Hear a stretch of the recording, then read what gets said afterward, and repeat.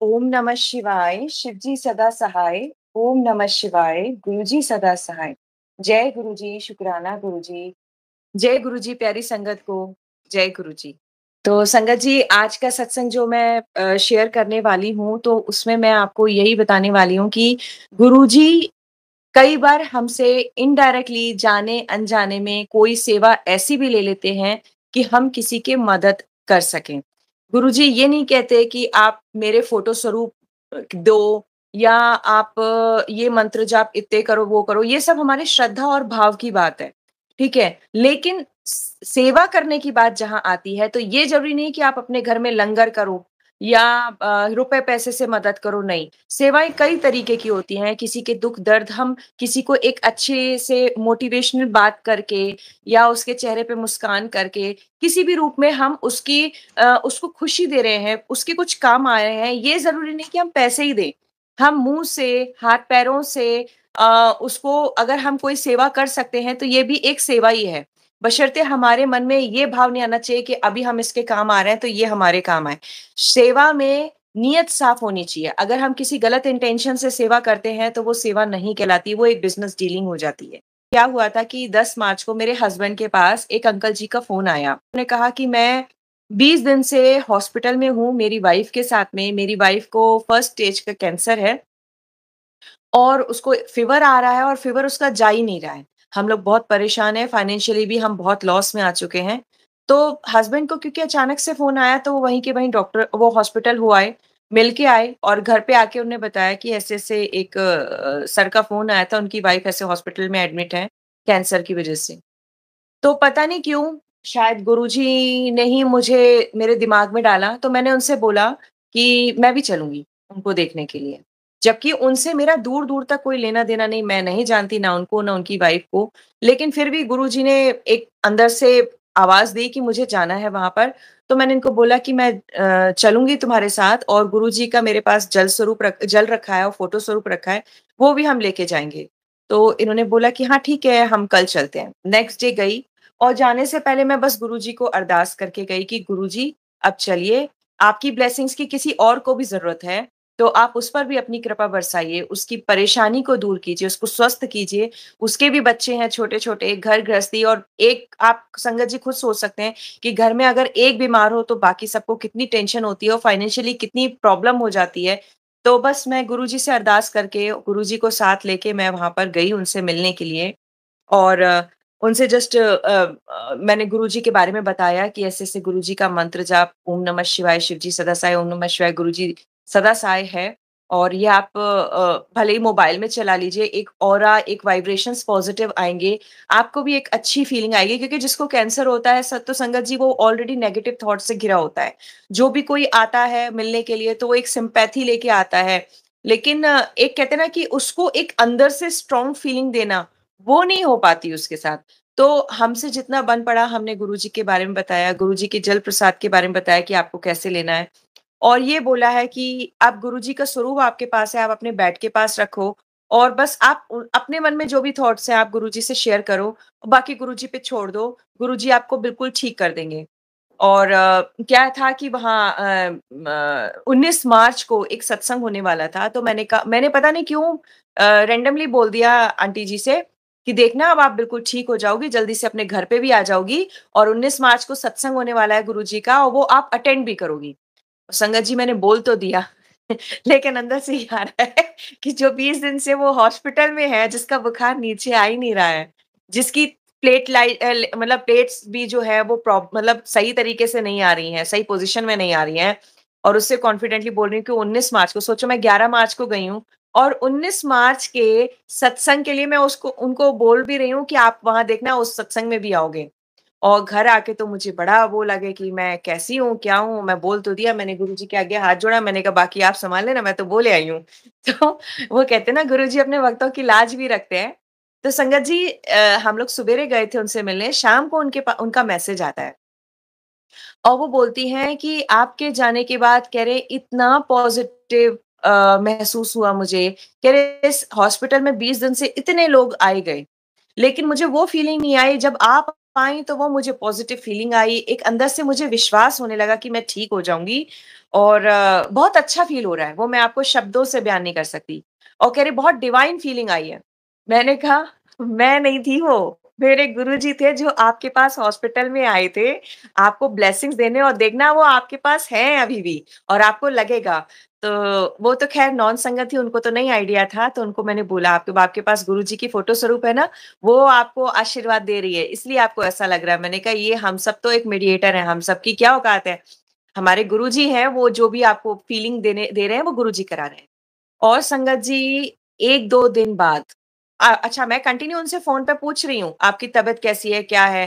कह रहे नहीं बुखार आ रहा है, बुखार आ रहा है। मैं अंदर से बोलूँ और गुरुजी से प्रार्थना करूँ, गुरुजी कुछ तो करो, उनको सत्संग में बुलवाना है और उनको ठीक करो, उनकी प्रॉब्लम्स उनके अंदर विश्वास आया है, तो उनका विश्वास टूटना नहीं चाहिए। तो संगत जी 19 तारीख आ गई। 19 तारीख आ गई और 19 तारीख को सुबेरे मैंने इनको फ़ोन किया जबकि उनको मैंने बोल रखा था कि पोज़ीशन जब ओके लगे, तो आप हमें बताना। 18 तारीख को हमारी कोई बात नहीं हुई, 17 को कोई बात नहीं हुई और 19 तारीख को जो कि मैंने बोला था कि आपको सत्संग में आना है और उनका कोई फ़ोन नहीं आया, तो मैं लिटरली रोने लग गई। मैंने कहा, "गुरुजी आप क्या कराते हो?" उधर से मेरे से 19 तारीख को भी बुलवा दिया और उनका कोई फ़ोन नहीं है। हमने बोला था कि कुछ इम्प्रूवमेंट लगे तो फ़ोन करना, उनका कोई फ़ोन नहीं है। तो अब आपने ठीक नहीं किया उनको। तो मेरे हस्बैंड से मैंने उनको फ़ोन लगवाया कि मैंने कहा पता तो करो क्या पोज़ीशन है, क्या है? और संगत जी वो बहुत खुश, बहुत खुश। कह रहे रिपोर्ट्स उनकी कह रहे कि 3-4 दिन से इतनी रिकवरी होने लगी, उनका बुखार ठीक होने लगा है। कह रहे 19 तारीख को तो उनको डिस्चार्ज मिल रहा है। मैंने कहा जय गुरुजी, शुकराना गुरुजी। ये हमारे प्यारे भोलेनाथ हैं, जो भोली-भोली और प्यारी-प्यारी शरारतों भरे सत्संग कर देते हैं। तो गुरुजी ने वो अरदास भी पूरी करी फाइनली वो 19 तारीख को संगत जी आई घर पे अपने घर पे आई और शाम के समय वो सत्संग में भी आई। अच्छा 19 तारीख की सुबेरे मैं मन में ये भी था कि गुरुजी मेरे को आपके बॉम्बे मंदिर आना है और मैं कैसे आऊँ? कोई संगत भी नहीं है, मैं किससे बात करूँ? क्योंकि नई-नई जुड़ी थी तो किसी से टच में नहीं थी मैं। तो 19 तारीख को जब शाम को सत्संग में गए, लंगर प्रसाद वगैरह किया हमने, तो वहाँ एक आंटी बोलती हैं कि हम लोग 27 मार्च को गुरुजी के मंदिर जा रहे हैं, तो जो भी संगत जाना चाहती है, तो वो अपना नाम बता दे। मैंने शुकराना किया गुरुजी को कि चलो मेरे मन की अरदास गुरुजी ने पूरी की। अच्छा, 2 घंटे सत्संग के दौरान मुझे ऐसा लग रहा था कि गुरुजी आज रेड चोले में आए हैं। पता नहीं क्यों बहुत स्ट्रॉन्ग फीलिंग हो रही थी कि गुरुजी आज रेड चोले में आए हैं। तो फिर भी होता है ना कि नहीं मैं तो कुछ भी सोच रही हूँ, ऐसे पता नहीं कौन से क्योंकि चोला किसी और रूप का था और उसका कपड़े का था, लेकिन मुझे विज़िबिलिटी ऐसा लग रहा था कि गुरुजी रेड चोले में आए हैं। तो संगत जी, मैं मन में वो वैसा सोच के और चुप हो गई, शांत हो गई कि नहीं मेरे मन का वो है। तो बाद में जो है ना वहाँ संगत आंटी ने सबको कैलेंडर स्वरूप दी बाँटे सबको और कीरिंग बाँटे। तो मुझे भी 2 कीरिंग बाँटे तो मेरे मन में था कि हाँ, मेरा खुद का घर बन जाएगा और एक खुद की नई गाड़ी आ जाएगी उसके लिए 2 कीरिंग सँभाल के रख लेती हूँ। फिर जब आप संगत जी मैं कैलेंडर पे नज़र डाली तो कैलेंडर का हर एक स्वरूप रेड चोले का था। रेड चोले का, एक सिंगल भी चोला उनका दूसरे रंग का नहीं था, शुरुआत से लेकर लास्ट तक रेड चोला था। मतलब गुरुजी ने बताया कि आज मैं रेड चोले में तुझे क्यों दिख रहा था? होंगे वो वहाँ पर भी गद्दी पे भी होंगे और साथ में जो मेरे साथ में गुरुजी जाने वाले हैं जिस स्वरूप में, वो भी रेड चोले में जाने वाले हैं। तो गुरुजी ये भी अपनी संगत को आभास करा देते हैं। शुकराना गुरुजी, जय गुरुजी। संगत जी सब विश्वास का खेल है। और कुछ नहीं है। हम अपने मन से कुछ भी सोचते हैं हमारे मन का वहम है, नहीं। ये मन का वहम नहीं है, मन का विश्वास है, मन का प्यार है, जो हमें गुरुजी से जोड़ता है और गुरुजी हमें अपनी कनेक्टिविटी दिखाते हैं कि तेरे मन में ये भाव आए हैं, तो मैं हूँ, उसी रूप में हूँ। हम जिस रूप में भी अपने भगवान को देखना चाहें ना, उस रूप में हम भगवान को देख लेते हैं। तो ये गुरुजी हमें ये बताते हैं। तो फिर संगत जी इसके बाद 27 तारीख को हम लोग गुरुजी के आश्रम जाना था, तो मैं उसकी भी बात बताती हूँ। जब मैं फर्स्ट टाइम गुरुजी के आश्रम गई थी, तो मेरे मन में एक भाव थे कि गुरुजी मेरे हाथ से भी लंगर करवा देना। लेकिन मेरी सोच से बहुत बढ़कर गुरुजी ने दिया कि मुझे उन्होंने अपने विश्राम कक्ष में, अपने बेडरूम में बुलवाया, मेरी सारी बातें सुनी और मुझे ढेरों सारा प्यार और ब्लेसिंग्स दी। इस बार क्या हुआ कि 27 तारीख को जब मैं तैयार हो रही थी, तो मैंने गुरुजी से कहा, मैंने कहा, "गुरुजी क्या पहन के आऊँ? आज आप बताओ, मैं कौन से कलर की ड्रेस पहन के आऊँ?" तो मेरे मन में आया तो स्काई ब्लू कलर का ड्रेस पहन। तो मेरे पास एक सूट था, मैं वो पहन के गई। संगत जी, आप यकीन नहीं मानेंगे, मेरे रोंगटे खड़े हो गए, मैं देख के इतनी खुश हो गई। मेरे में स्काई ब्लू, व्हाइट और सिल्वर कलर का कॉम्बिनेशन का कुर्ता पजामा था, सेम एज़ इट इज़ चोला। इसी कॉम्बिनेशन का, इसी कलर कॉम्बिनेशन का गुरुजी का पूरा दरबार सजा था। स्काई ब्लू और व्हाइट कलर के कॉम्बिनेशन का। मैं तो देखती रह गई। ख़ैर, हम लोग बैठे मेडिटेशन किया, इतने में क्या हुआ, एक सेवादार अंकल आए, उन्होंने मुझे बुलाया, "आंटी जी 1 मिनट चलेंगी?" मैंने कहा, "हाँ, ठीक है।" मैं गई उनके पीछे-पीछे, मुझे सीधे वो किचन में ले गए और उन्होंने कहा कि आज आपको लंगर गुरुजी को भोग लगाना है। संगत जी, ये सेकंड टाइम था, गुरुजी ने पहली बार क्या बोला था कि लंगर सेवा तो तुझे मैं कभी भी दिलवा दूँगा। मुझे क्या पता था कि सेकंड बार में लंगर सेवा ही दिलवा देंगे। तो जब उन्होंने कहा कि लंगर सेवा आपको देनी है, तो संगत जी मेरे हाथ यूँ-यूँ कँप-कँपा रहे थे, लिटरली। और मेरे आँखों से जो आँसू निकल रहे थे ना, वो प्यार के, वो श्रद्धा भाव के, और न जाने उसमें कितने इमोशंस थे उन आँसुओं में। तो मैंने वो लंगर की ट्रे उठाई और हम गुरुजी के पास गए, गुरुजी के सामने रखा और वहाँ उन्होंने गुरुजी के पास मुझे बिठा दिया कि आप यहाँ पर बैठिए, हम थोड़ी देर बाद आपको बताएँगे, तब आप ले लीजिएगा। मैं जितनी देर बैठी हूँ ना संगत जी, मेरे आँसू बंद नहीं। मुझे नहीं पता मैं क्यों रो रही थी, बट मेरे आँसू बंद नहीं हुए। मेरी बॉडी बिल्कुल श्रिंक कर रही थी और पता नहीं क्या एहसास था, क्या फीलिंग थी, बट हम हैं नहीं ना, इतने बड़े हमारे भगवान हैं, हमारे गुरु हैं, हमारी औकात वाक़ई में नहीं है हम उनके सामने भी बैठ जाएँ। और हमें तो गुरु जी के आगे लंगर रखने की जो सौभाग्य प्राप्त हुआ है, हम तो अपने आप को उस लायक भी नहीं समझते। इच्छाएँ तो बहुत होती हैं, हमें ये मिल जाए, हमें वो मिल जाए, लेकिन जब मिलती है ना, तो जो शरीर काँपता है ना, तो लगता है कि हमारी औकात नहीं थी और हमें अपनी औकात से बढ़कर मिल गया। वो फीलिंग आ रही थी कि कैसे तुच्छ प्राणी हैं जो हमें गुरुजी ने इतनी बड़ी कहना चाहिए सेवा दी। बहुत बड़ी सेवा है अपने भगवान के आगे भोग रखना। संगत जी, फाइनली फिर जब मैं वहाँ से जब उन्हें बोला कि आप ले लीजिए, तो फिर ट्रे मैंने रख के फिर किचन में गई, देन हम बैठे और हम लोगों को क्या था कि वहाँ पर जब लंगर खाने को मिलता है, तो गुरुजी के भोग की थाली का ही प्रसाद हम सबको मिलता है, जो भी संगत वहाँ जाती थी। तो हम लोग को वो मिला, देन हम लोग फिर फाइनली घर पर आए। तो संगत जी, आज का सत्संग मैं यहीं विराम करूँगी, क्योंकि और ज़्यादा बढ़ाने से और ज़्यादा चीज़ें चलेंगी, लेकिन सार मैं सिर्फ़ यही कहना चाहती हूँ कि आप किसी भी भगवान को मान रहे हो, श्रद्धा भाव से मानो। मैं साईं भक्त थी और अभी भी हूँ, पर मुझे साईं बाबा के रूप में ये मिले हैं और इनके रूप में मुझे साईं बाबा मिले हैं। कैसे मिले, क्या मिले, वो मैं आगे के सत्संग में बताऊँगी, क्योंकि गुरुजी ने मेरी फ़ाइल खोली थी। किस दिन खोली थी वो मैं आगे के सत्संग में बोलूँगी। और गुरुजी ने बोला था कि तू पहले शिव जी की भक्त थी, फिर तू साईं की भक्त हुई और तेरी ये जो जर्नी थी, हर एक जर्नी में मेरे रूप अलग थे, लेकिन मैं तेरे साथ में था।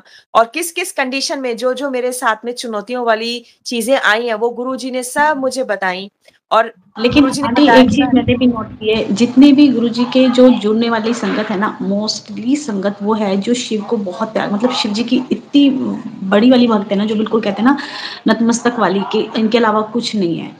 लेकिन फिर उसका रीज़न भी पता है क्या है? शिव भोले, उनकी संगत भी भोली और जो चालाकी करते हैं, वो रहते भी नहीं है। वो संगत नहीं, कहलाने लायक भी नहीं है और गुरुजी उनका मन अलग से डाइवर्ट कर देंगे कि उसका मन फिर कहीं और डाइवर्ट हो जाएगा, वो फिर गुरुजी में नहीं लगेगा। भगवान भी भोले हैं ना, वो बोले साफ मन से, श्रद्धा भाव से, भोले भाव से जो हम उनके आगे अरदास और करेंगे और और आंटी अगर हमारी चालाकियाँ अरदास सच्ची है, किसी का चालाकी नुकसान की से पहले अगर तो मैं पूरी बात कर करूँ देंगे। ना, तो हम जब गुरुजी के मंदिर जाते हैं ना, कुछ संगत ऐसी है कि वहाँ पे भी चालाकियाँ करती है। कि हम, मतलब सेवादार बोलते रहते हैं कि यहाँ बैठो, आपकी जगह ये है, वो इशारा करते हैं, बट उनके मतलब क्या करते हैं, वो इधर से घुसने की कोशिश करेंगे, ये सोचेंगे कि हम आगे बैठ जाएँ सबसे। लाइन से आगे निकल जाएँ, ये भी होता है, ये भी हाँ, होता है। तो हाँ, जब मैं यही बोलूँगी कि जब भी सेवादार ये इशारा करें कि आप यहाँ बैठो, तो आप समझो सही है। आप बैठना चाहिए, आपको बैठना चाहिए, जहाँ भी जगह मिले।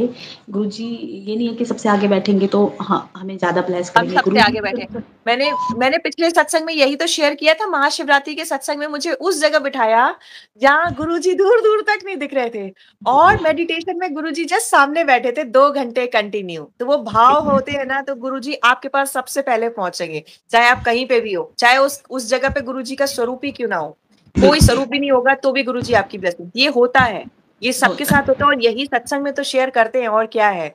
तो मन छोटा कभी नहीं करना चाहिए कि हमारे पास गुरुजी, हमें गुरुजी के कमरे में नहीं बैठने दिया, या गुरुजी का हमें लंगर नहीं मिल पाया, या हमें लंगर में ये चीज नहीं मिल पाई। होता है संगत जी, कई बार होता है कि आपके पास थाली कुर्सी हुई है, उसमें एक चीज मिसिंग है, तो आप ये मत बोलो कि हमारी थाली में ये नहीं है और आज पता नहीं सेवादारों ने कैसी थाली परोसी है। नहीं, आज की थाली आपकी वही थी, उतना ही था, आप वही खाओ, आप उसी से ब्लेस हो जाओगे। ये जरूरी नहीं है कि गुलाब जामुन नहीं मिला, आपकी सारी ब्लेसिंग्स गुलाब जामुन में ही अटकी हैं, ऐसा कुछ नहीं है। जो है, जितनी थाली आपके पास आई है वो उसी में गुरुजी की ब्लेसिंग्स हैं। आप मन से श्रद्धा से खाओ, आप वैसी तर जाओगे। क्योंकि मेरे को जो बीपी की प्रॉब्लम होती थी, मेरे हस्बैंड को बीपी हाई रहता था, मेरी बीपी लो रहता था, तो गुरुजी ने ऐसा क्योर किया है अपने सत्संग सुनाने से, सत्संग में जाने से, लंगर सेवा लेने से, कि मेरा बीपी न्यूट्रल होने लगा। जी संगत जी, मुझे कभी विश्वास नहीं था, मेरे को लगा था अभी लाइफ टाइम ही चलेगा, क्योंकि मैं जब भी अपना बीपी चेक करती थी मेरा बीपी हमेशा लो आता था। और मेरे हस्बैंड तो हमेशा डेली बीपी की मशीन लेके रात को चेक ही करते थे और हमेशा उनका हाई रहता था। तो गुरुजी के सत्संग से, उनके लंगर से वाकई में पूरी फैमिली क्योर होती, क्योंकि शुरुआत में मैं ही जाती थी, मेरे फैमिली का कोई भी नहीं जाता था, लेकिन उसके बावजूद मेरी फैमिली को क्योर किया है वो गुरुजी ने किया, उनके लंगर ने किया है, उनके प्रति मेरा विश्वास ने किया है। तो संगत जी, मैं बस यही कहूंगी कि विश्वास आप अटूट रखो, बिल्कुल मत डगमगाओ। और कभी भी कैसी भी चुनौतियां आए, कई बार ऐसी भी चुनौती होती है कि जब सारे दरवाजे बंद हो जाते हैं, जब आपकी पर्स में 1 रुपया भी नहीं होगा, ऐसी भी सिचुएशन कई बार संगत के पास आ जाती है। संगत को लगता है कि हम सुसाइड कर लें, हम कहीं चले जाएं, लेकिन वो सॉल्यूशन नहीं होता। अगर हमारे हाथ में, कलाई में कहीं कट लग जाए, तो क्या हम उस हाथ को ही तोड़ देते हैं, निकाल देते हैं अपने शरीर से? नहीं ना, हम घाव को अपने दवाइयों से रिपेयर करते हैं। सेम एज इट इज, ये परेशानियों के कट ना हमारे लाइफ में आते रहेंगे और हमें श्रद्धा, प्रेम, विश्वास की मरहम उस पर लगाना है। धीरे धीरे समय बीतता जाएगा और ये घाव रूपी टेंशन ये सारी हमारी सॉल्व हो जाएंगी। तो बस विश्वास रखो, विश्वास में बहुत बड़ी ताकत है और सारे दरवाजे बंद हो जाएंगे, सिर्फ ये दरवाजा खुला रहेगा, इसलिए उन्हीं पे विश्वास रखो। परेशानियां हैं, प्रॉब्लम है और ये दुख है, जब भी तो गुरुजी महाराज हैं, बिल्कुल है, ये तो वो धरती पे हम लोगों का कल्याण करने आए। अगर हमारी लाइफ में ये सब चीज नहीं होती तो गुरुजी नहीं होते। भगवान का अस्तित्व नहीं होगा, कोई भगवान को क्यों याद रखेगा? ये आती ही टेंशन इसलिए कि हमारी भक्ति और ज्यादा जागृत हो। कई बार क्या होता है, सुख ले लेके ना हमारी भक्ति पे भी डस्ट आ जाती है, तो उस डस्ट को साफ करने के लिए जो हमारे आंसू आते हैं ना, जब बुरा टाइम आता है, भगवान ये विनती सुन लो, रोते हैं, ये है वो डस्ट, वो अंदर की जो डस्ट पड़ी होती है उसकी क्लीनिंग होती है, हम प्योरीफाई होते हैं। तो भगवान वो ऐसे हमें प्योर करते हैं और अपने से कनेक्टिविटी करते हैं कि नहीं, तू मेरे से कनेक्टेड रहे और ज्यादा कनेक्टेड हो। तो उस समय भगवान हमें और पास बुलाते हैं। हमें तो उस परिस्थिति को भी धन्यवाद करना चाहिए कि हमें उस परिस्थिति में और ज्यादा कनेक्टेड होने का मौका मिलता है। तो बिल्कुल भी मन छोटा मत करना और हर सत्संग से बहुत बड़ी सीख भी लेना और बाकी अपने भगवान पे विश्वास कभी कम मत करना, हमेशा बढ़ाए जाना। तो संगत जी, आज का सत्संग मैं यहीं विराम करती हूँ और गुरु जी का मंत्र जाप करती हूँ और फिर आप सबसे, गुरु जी से आज्ञा लेती हूँ। और सत्संग के दौरान अगर कोई भी भूल चूक हो तो गुरु जी आप मुझे क्षमा करें और संगत जी आप भी मुझे क्षमा करें। तो मंत्र जाप कर लेते हैं। ओम नमः शिवाय। शायद एक सेकंड, अभी एक संगत का मैसेज आया है कि भगवान कहाँ है। तो इतनी सिंपल सी बात, हाँ, इतनी सिंपल सी बात। मन में तो हमारे भगवान बैठे हैं और भगवान मन में बैठे हैं, भगवान को ढूंढने की जरूरत नहीं है। आप आंख बंद करके देखो तो आपको मन में ही दिखेंगे, आपके दिल में, दिमाग में, आपकी नसों में, खून के एक एक कतरे में भगवान है। हर एक चीज में, हर एक कण में है हमारे भगवान। आप भगवान को महसूस करो, खुद में ही महसूस करो, आप इधर उधर मत जाओ। लोग बाग वैष्णो देवी जाते, मैं तो कहीं नहीं गई, मैं सही बता रही हूँ, मैं कहीं नहीं गई। और जो जब से गुरुजी से जुड़े ना, मन भी नहीं करता जाने का। क्या? जब से गुरुजी से जुड़े ना, मन भी नहीं करता मेरा तो कहीं जाने का, कहीं नहीं जाने का मन करता। मैं तो ये इतना मन में था, कुंभ महाकुंभ, मैं वो भी नहीं गई। गुरुजी ने मुझे पता है ड्रीम में दर्शन करा दिए, मेरे को ड्रीम में स्नान करा दिए और तेरे कहते तेरा महाकुंभ तेरे सामने बैठा हुआ है, तुझे वहां कुंभ जाने की क्या बात।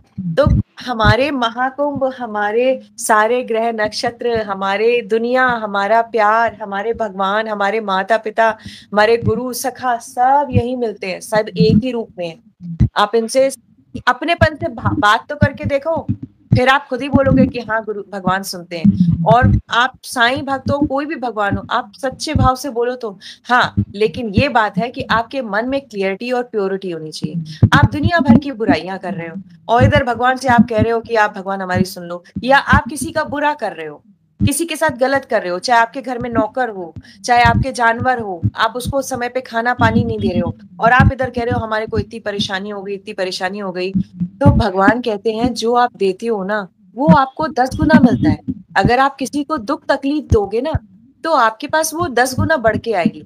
आप किसी को खुशी का कारण बनोगे, किसी की भूख मिटाओगे, चाहे वो सड़क पे चलने वाला कुत्ता ही क्यों ना हो, या पक्षी क्यों ना हो, या आपके नौकर चाकर हो, कोई भी हो, XYZ, आप उसकी सुख का, आप उसकी खुशी का कारण बनो। और अगर खुशी का कारण नहीं बन सकते तो दुख का कारण नहीं बनो। फिर आप देखो कि आपकी भगवान कैसे नहीं। आप भगवान से मनवाना चाहते हो अपने मन की बात, तो मन साफ साफ रखो सबके लिए। मैंने साईं बाबा की वो 11 वचन होते हैं ना, 11 वचन है गुरु साईं बाबा के, तो उसमें ये था एक लाइन मुझे बहुत अभी भी याद है, जैसा भाव रहा जिस जन का वैसा रूप हुआ मेरे मन का। यानी हम किसी के लिए अच्छा सोचेंगे तो भगवान हमारे लिए अच्छा सोचेंगे, हम किसी के लिए गलत सोचेंगे तो हमारे भगवान भी वैसे ही रूप ले लेंगे, क्योंकि हमारे दिल में, हमारे मन में भगवान का वास वैसे ही होता है जैसे हमारे भाव होते हैं। तो अगर आप अपने गुरु को एक अच्छे पॉजिटिविटी के साथ देखना चाहते हो, तो आपको खुद पॉजिटिव होना पड़ेगा दूसरे लोगों के लिए। फिर मुझे नहीं लगता कि आपको ये कहना पड़े कि भगवान नहीं सुनते या भगवान कहाँ है। ढूंढने की जरूरत नहीं है, भगवान तो आपके अंदर ही है, अपने आप दिखने लग जाएंगे। आंटी करो मंत्र जाप। चलो मंत्र जाप करते हैं। ओम नमः शिवाय, शिवजी सदा सहाय। ओम नमः शिवाय, गुरुजी सदा सहाय। जय गुरुजी, शुक्राना गुरुजी, शुक्राना प्यारे सच्चे दरबार का। फिर जय गुरुजी, प्यारी संगत का, भूल चूक माफ। जय गुरुजी।